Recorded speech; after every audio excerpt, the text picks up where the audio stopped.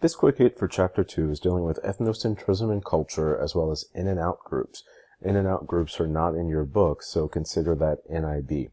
With ethnocentrism and culture, first things first, ethnocentrism or ethnocentricity or ethnocentristic is meaning that you have the assumption that your culture is superior to others.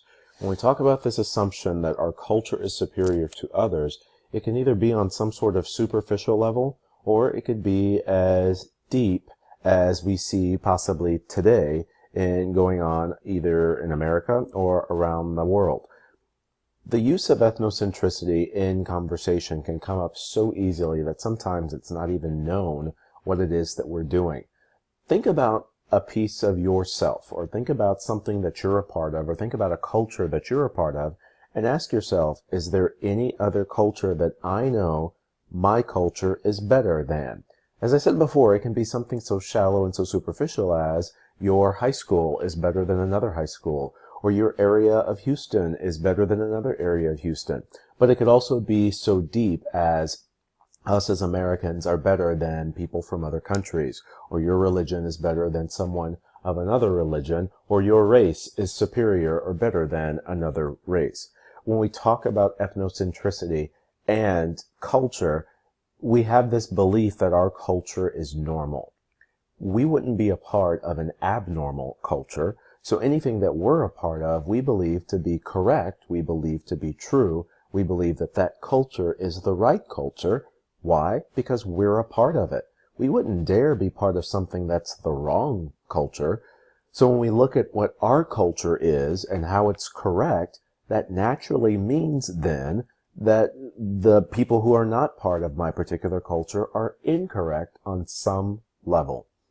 Ethnocentristic, or being ethnocentristic and ethnocentrism can cause miscommunication because we have different words and phrases for different things for various cultures. Not only that, people from other cultures can encode and decode things differently when in comparison to you and your particular culture. It's not like we encode and decode on the same level. Everyone's different. Every particular culture is different.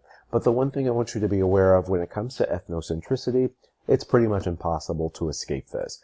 I don't want you to listen to this and think to yourself, well, Mr. Sean, I've never been ethnocentristic. We all have on some level. I was telling the face-to-face classes something so shallow as I went to UT.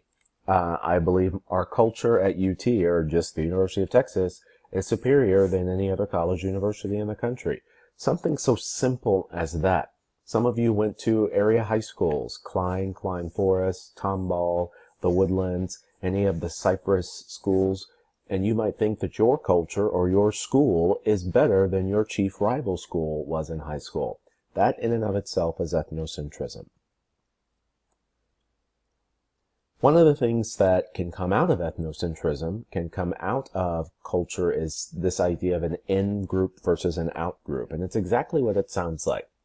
If you're a member of the out-group, that's somebody who doesn't identify with those in the in-group. Whereas the in-group's a group of people with whom you do identify. Anybody that you believe not to be part of that particular culture or not to be part of that particular group is thereby classified as the out-group. When we talk about in-group versus out-group, there's a couple of things you should be aware of. First things first is in-group aggression. This idea that we can harm people just simply because they're part of the out-group.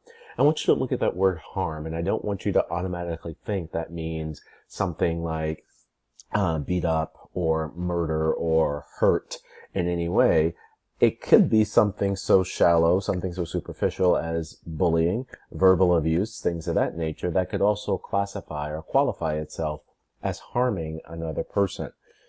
Not only can in-group, out-group leads to in-group aggression, it could also lead to in-group bias, simply meaning you have a preference or some sort of affinity for those who are within the in-group. And I want you to just think of some examples of this. This could be people who are part of a certain school district, people who are part of the people that you hang around, people who are part of a certain race, people who are part of a certain religion, people who are part of a certain ethnicity, culture, background, people who went to school at the same school that you went to. You have affinity for those because they are Longhorns, or because they are Aggies, or because they are Red Raiders.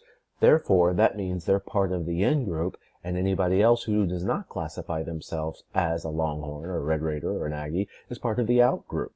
The reason we have this in-group, out-group is because we typically have positive attitudes towards those who we believe are a part of our own group.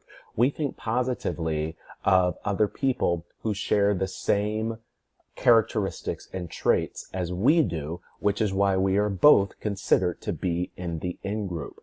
There's a reason why conservatives and Republicans have a affinity for other conservative and Republicans, even if they have no idea who they are. Why? Because they're part of the same in-group. The same can be said for Democrats and liberals. There's a reason that certain people grow some sort of affinity or hang around with certain people of certain races, certain backgrounds, certain cultures, because they're part of that particular in-group. Think about how it can impact relationships globally, nationally, statewide, citywide, school-wide. Globally, an example, just last month, or was it 2 months ago or last month, the Olympics were held. And some of you listening to this, you do not care at all about the 200-meter backstroke, or about beach volleyball, or about women's basketball. But during the Olympics, if someone from America was playing a sport or was participating, you were rooting like hell for that American. Why? Because we're Americans and we are part of the in-group. Anybody who is not consider themselves American is part of the out-group. Some of you were rooting for Mexicans, anybody from Mexico. Some of you were rooting for anybody from France. Some of you were rooting for anybody from Denmark, because that could be part of your particular in-group. Nationally, we have this in-group, out-group thing with Texans. If we see another Texan, maybe if you see someone else from a state that you grew a part of. I gave the example in class. I had two students 2 semesters ago in the same class. Both were from California, different parts of California.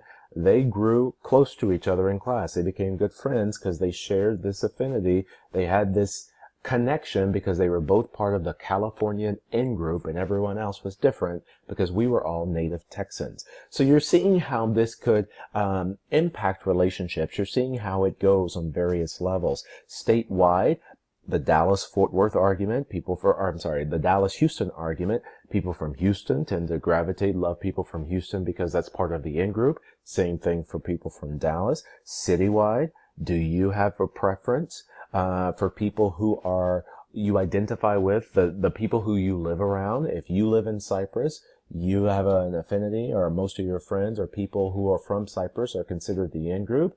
If you are from Third Ward, people who live in that Third Ward Acres Home area are considered the in-group, and those who live in Cyprus are considered part of the out-group.